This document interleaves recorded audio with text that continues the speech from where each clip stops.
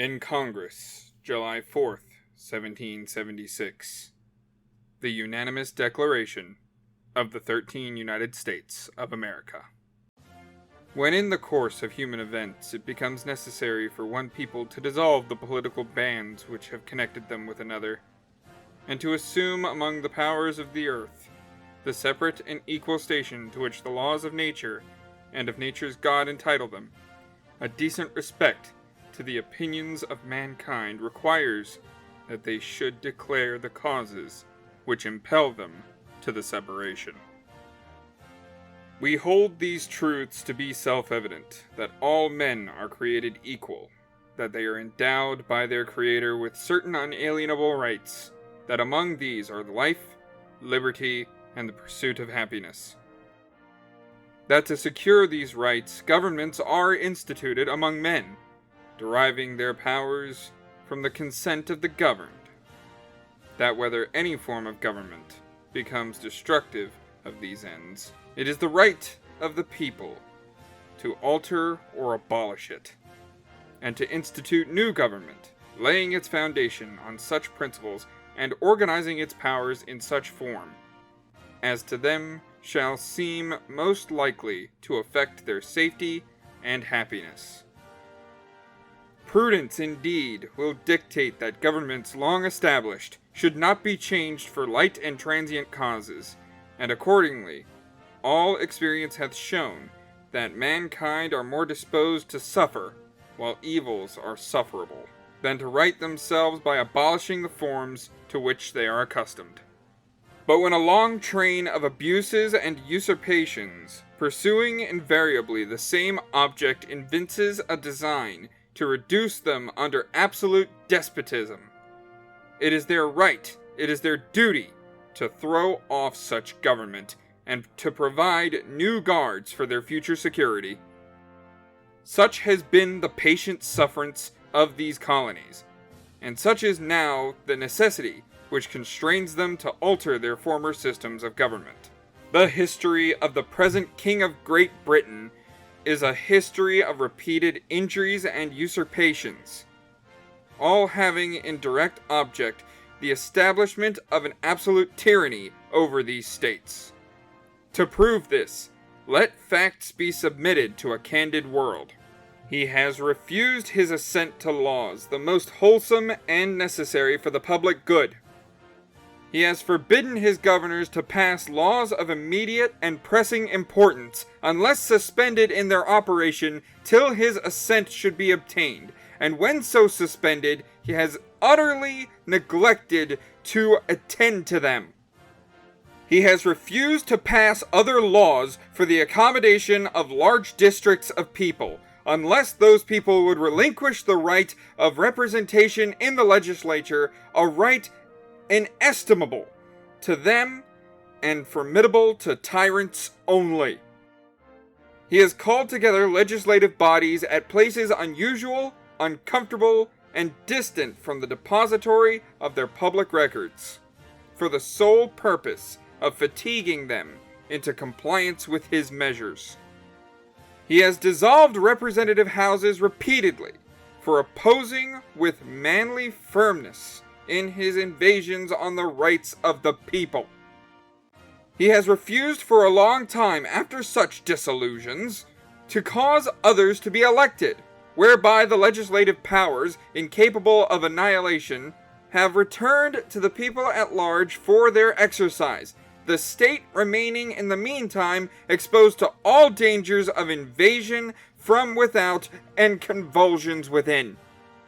He has endeavored to prevent the population of these states, for that purpose obstructing the laws of naturalization of foreigners, refusing to pass others to encourage their migrations hither, and raising the conditions of new appropriations of lands.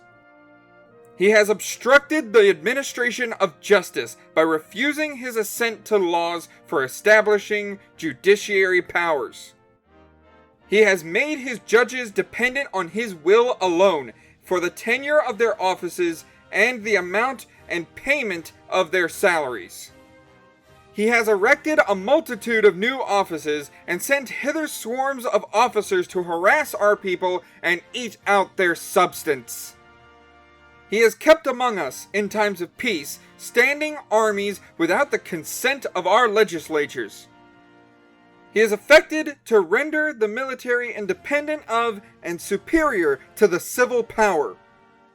He has combined with others to subject us to a jurisdiction foreign to our Constitution and unacknowledged by our laws, giving his assent to their acts of pretended legislation. For quartering large bodies of armed troops among us. For protecting them by a mock trial from punishment for any murders which they should commit on the inhabitants of these states.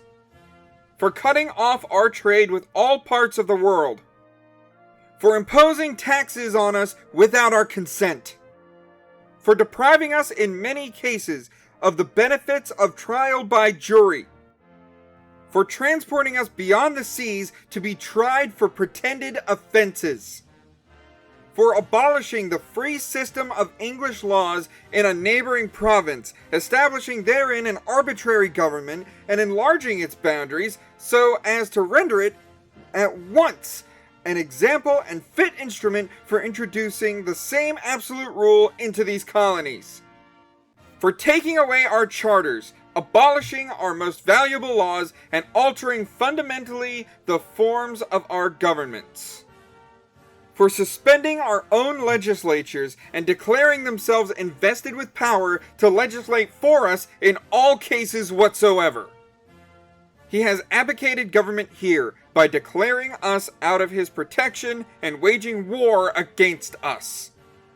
He has plundered our seas, ravaged our coasts, burnt our towns, and destroyed the lives of our people. He is at this time transporting large armies of foreign mercenaries to complete the works of death, desolation, and tyranny, already begun with the circumstances of cruelty and perfidy scarcely paralleled in the most barbarous ages, and totally unworthy the head of a civilized nation. He has constrained our fellow citizens, taken captive on the high seas to bear arms against their country, to become the executioners of their friends and brethren, or to fall themselves by their hands.